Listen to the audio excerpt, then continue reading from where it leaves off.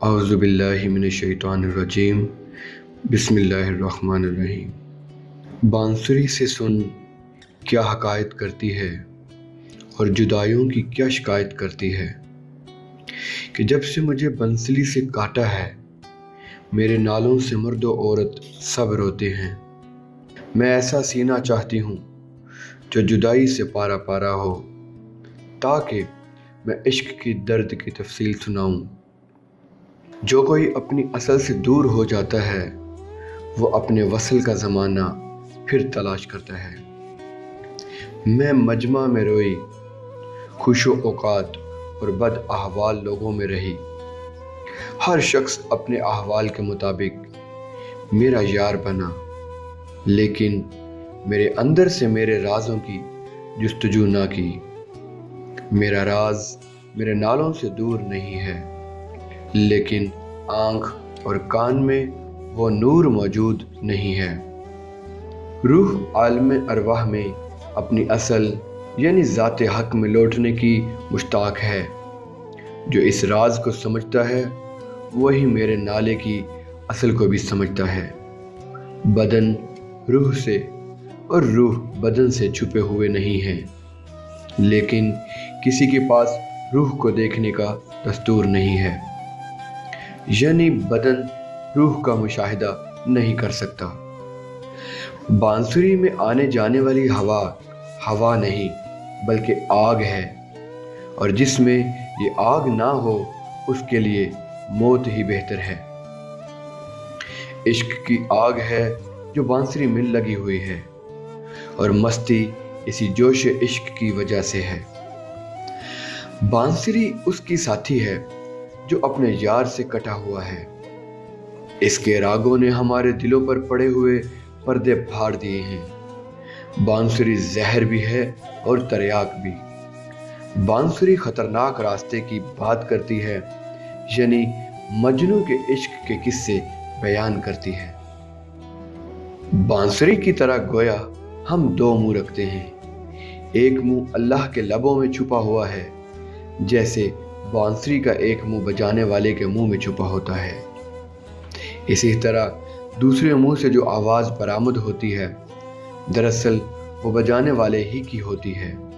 یوں ہمارے سب کام بھی مشیت عزدی کی وجہ سے ہیں، لیکن ہم اپنی کم عقلی کی وجہ سے سمجھتے ہیں کہ یہ کام ہم نے کیا ہے۔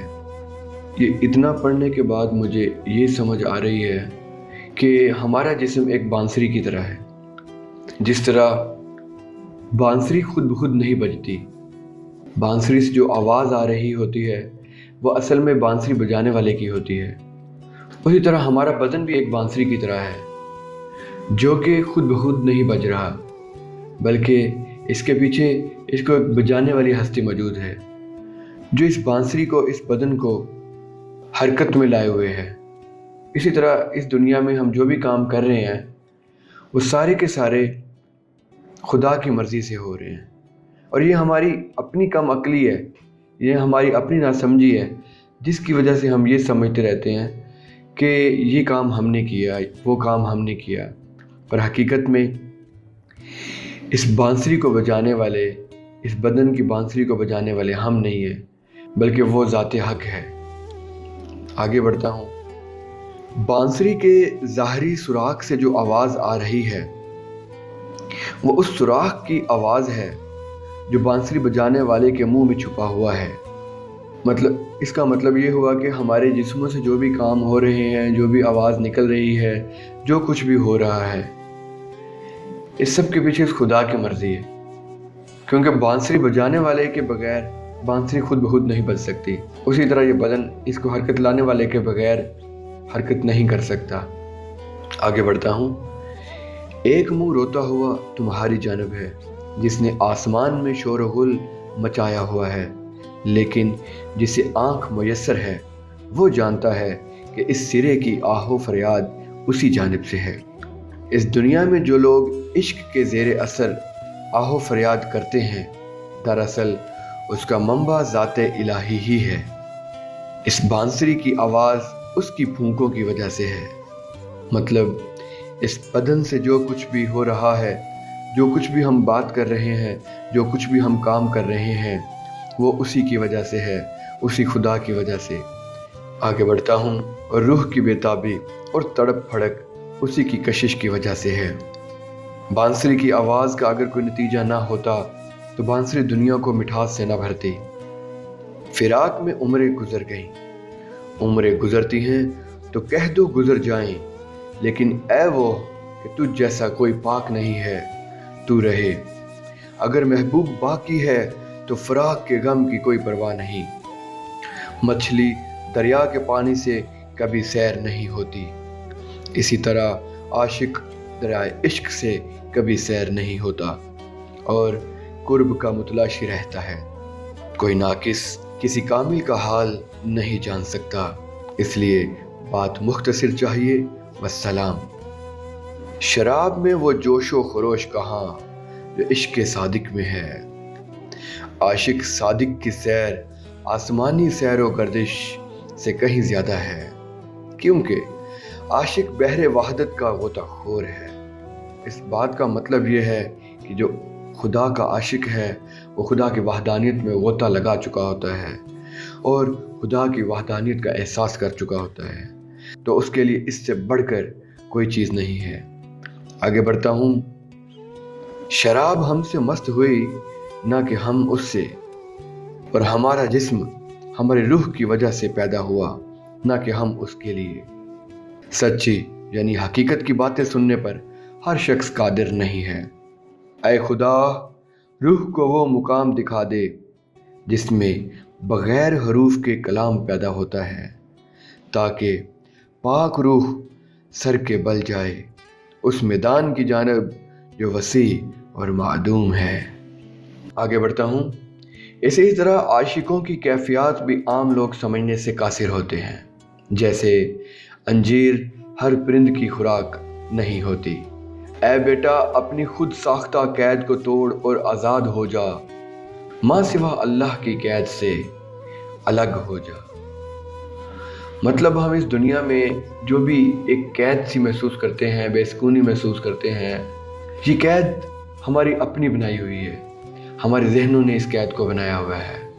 तो यहाँ पर हज़रत मौलाना जलालुद्दीन रूमी का कहना है कि हमें चाहिए कि हम अपनी जहनों की इस कैद से आज़ाद हो जाएं। तो इसलिए हमें चाहिए हम अपनी इस खुद साख्ता जहनों की कैद से आज़ाद हो जाएं और सिर्फ अल्लाह की कैद के अलावा हम किसी भी कैद में ना हों। आगे बढ़ता हूँ। तू सोने चांदी और जिस्मानी लवाजमात का कैदी कब तक बना रहेगा? इश्क के ज़रिए इस कैद से रिहा हो जा। मतलब खुदा का इश्क चीज़ ही ऐसी है कि इंसान के दिल में से सोने चांदी और जिस्मानी लवाजमात की ख्वाहिश ख़त्म हो जाती है और इंसान इन ख्वाहिशात की कैद से आज़ाद हो जाता है। आगे बढ़ूँगा। अगर तू दरिया को प्याले में डाले तो कितना आएगा? एक छोटा सा हिस्सा। हिर्स से दूर हो जा, क्योंकि हरीसों की आँख का प्याला कभी नहीं भरता। माशाल्लाह, क्या बात कही है। हिर्स से दूर हो जा यानी लालच से दूर हो जा, क्योंकि हरीसों की आँख का प्याला कभी नहीं भरता। लालच का प्याला एक ऐसा प्याला है जो लामहदूद है और ये कभी नहीं भरेगा। ये लालच, ये ख्वाहिशात, ये नफसानी ख्वाहिशात ये बढ़ती चली जाएंगी। आप अपनी हर ख्वाहिश पूरी करते चले जाओ। हर ख्वाहिश पूरी तो होती जाएगी, पर हर ख्वाहिश के बाद एक नई ख्वाहिश जन्म लेगी और फिर आपको उस ख्वाहिश को पूरा करना होगा। ये एक ऐसा प्याला है, ये हिर्स का प्याला, ये लालच का प्याला, ये एक ऐसा प्याला है जो कभी नहीं भरेगा। कोई फ़ायदा नहीं अपना ये मकसद बनाना कि मैंने सिर्फ इस प्याले को भरना है। ये प्याला तो लामहदूद है, इसको आप कभी नहीं भर सकते। ये प्याला हिर्स का प्याला है। आगे बढ़ता हूँ। सीप ने एक कतरे पर कनाअत कर ली, मोती से भर गई। माशाल्लाह, क्या मिसाल दी है यहाँ पर। ये जो एक सीप होती है उसके अंदर एक मोती कैसे बनता है।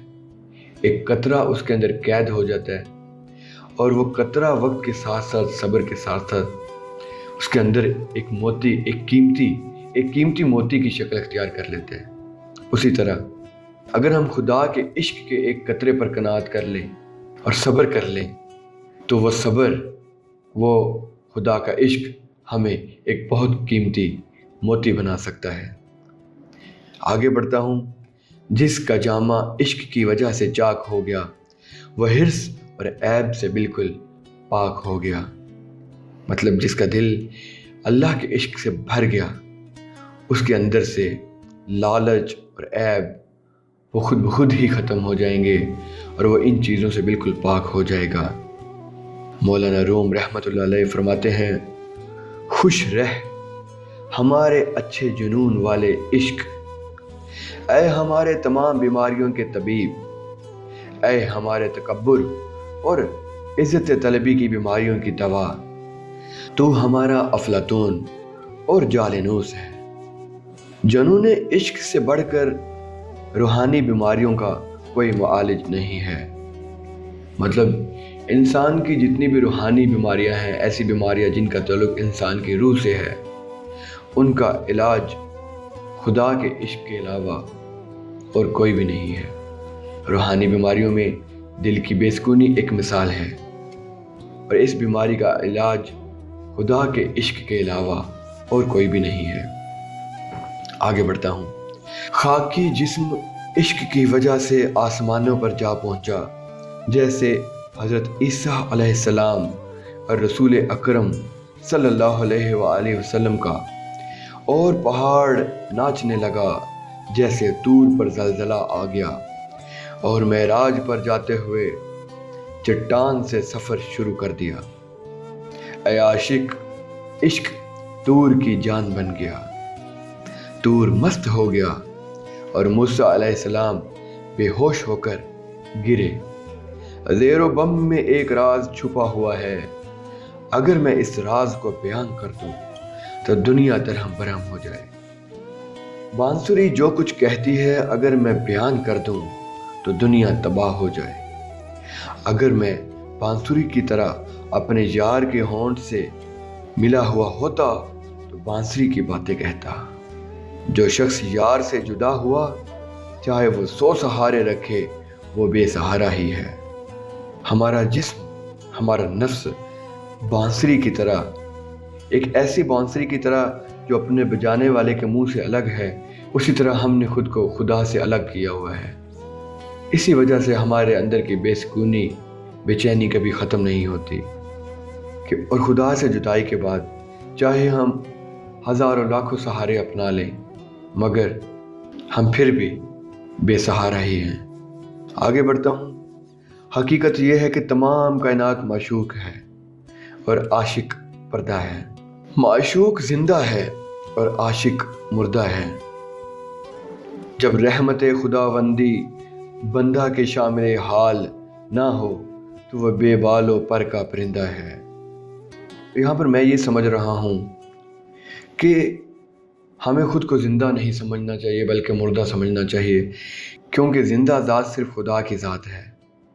ہمیں جس کا عاشق ہونا چاہیے وہ زندہ ہے، معشوق زندہ ہے، ہم عاشق تو مردہ ہیں، اور ہمارے اندر زندگی صرف اور صرف اسی خدا کی رحمت سے آ سکتی ہے۔ اگر ہمارے پریزنٹ مومنٹ میں، ہمارے حال میں، ہمارے ایک ایک لمحے میں، زندگی کے ہر لمحات میں اگر ہمارا تعلق خدا کے ساتھ نہیں جڑا ہوا تو ہم اسی پرندے کی طرح ہیں جس کے جسم پر نہ ہی کوئی بال ہے نہ ہی کوئی پر ہے۔ آگے بڑھتا ہوں۔ ہمارے بالوں پر اس کے عشق کی کمند ہیں جو کہ کھینچتی ہوئی ہمیں دوست کے کوچہ تک لے جاتی ہے۔ میرے دوست کا نور میرا ساتھی ہے، اور دائیں بائیں اوپر نیچے توق اور تاج کی طرح میرے سر اور گردن پر ہے۔ عشق چاہتا ہے کہ اسے ظاہر کر دیا جائے، مگر تیرا آئینہ زنگ آلود ہو تو وہ اس تجلی کو کس طرح قبول کر سکتا ہے۔ میری سمجھ یہاں یہ کہتی ہے کہ خدا کے ساتھ جو عشق ہے وہ تو یہی چاہتا ہے خدا کو تیرے سامنے ظاہر کر دیا جائے، مگر یہاں پر مسئلہ یہ ہے کہ ہمارا جو آئینہ ہے، ہمارے دماغوں کا آئینہ، ہماری سوچ کا آئینہ، اس کے اوپر ہم نے نیگیٹیوٹیز کا، اس کے اوپر ہم نے اپنی انا کا، اپنی ایگو کا اتنا زیادہ زنگ لگا دیا ہے کہ اب ہم اس آئینے میں اپنے خدا کو دیکھ نہیں پا رہے۔ مطلب اگر ہم اپنے خدا کو دیکھنا چاہتے ہیں تو سب سے پہلے ہمیں اپنے اندر خدا کے ساتھ عشق کو بیدار کرنا پڑے گا، اور اس کے بعد ہمارے آئینے پر جو زنگ لگا ہوا ہے، مطلب ہمارے دماغوں پر جو انا کا پردہ پڑا ہوا ہے، جو ایگو کا پردہ پڑا ہوا ہے، جو میں کا پردہ پڑا ہوا ہے، جو منفی خیالات کا پردہ پڑا ہوا ہے، جو لالچ کا پردہ پڑا ہوا ہے، جو خواہشات کا، خوفوں کا پردہ پڑا ہوا ہے، ہمیں انہیں ہٹانا پڑے گا۔ ان سب کو ہٹانے سے ہی ہم اس شیشے سے سارا زنگ ہٹا سکتے ہیں، اور جیسے ہی ہم یہ زنگ ہٹائیں گے ہم اپنے سامنے اپنے عشق کے ہوتے ہوئے خدا کو دیکھ سکیں گے اور اس خدا کی تجلی کو قبول کر سکیں گے۔ آگے بڑھتا ہوں۔ تو جانتا ہے کہ تیرا آئینہ عکس کو قبول نہیں کرتا، اس لیے کہ اس سے زنگ دور نہیں ہوا۔ وہ آئینہ جو زنگ اور میل سے دور ہے وہ خدا کے نور کے آفتاب کی شعاؤں سے بھرا ہوا ہے۔ جا اس کے رخ کو زنگ سے صاف کر۔ یہاں پر مولانا روم رحمۃ اللہ علیہ طریقہ کار بتا رہے ہیں کہ آپ کس طریقے سے خدا کی تجلی کو قبول کر سکتے ہیں۔ وہ کہتے ہیں جا اس کے رخ کو زنگ سے صاف کر، پھر حقیقت کو دل کے کان سے سن۔ مطلب اگر آپ حقیقت کو سننا چاہ رہے ہیں، آپ اپنے ظاہری کانوں سے حقیقت کو نہیں سن سکتے، آپ کو اپنے اندر جانا ہوگا، اپنے دل کے کانوں سے حقیقت کو سننا ہوگا۔ تو وہ کہتے ہیں جا اس رخ کو زنگ سے صاف کر، پھر حقیقت کو دل کے کان سے سن، تاکہ تو پانی اور مٹی کے خول سے باہر آ جائے۔ مطلب پانی اور مٹی کے خول سے باہر آنے کے لیے ہمیں اپنے دل کے کانوں سے سننا ہوگا، اپنے دماغوں کے شیشے سے، اپنے دماغوں کے آئینے سے زنگ کو ہٹانا ہوگا، پھر جا کے ہم اس مٹی اور پانی کے خول سے باہر آ سکتے ہیں، اور اس مٹی اور پانی کے خول سے مراد ہمارا جسم ہے۔ اور یہاں پر مولانا روم رحمۃ اللہ علیہ یہ کہتے ہوئے اپنی بات ختم کرتے ہیں، روح کو راستہ دو اور شوق سے راستے پر چلو۔ ابھی کے لیے صرف اتنا ہی، ملتے ہیں اگلی ویڈیو میں۔ اللہ حافظ۔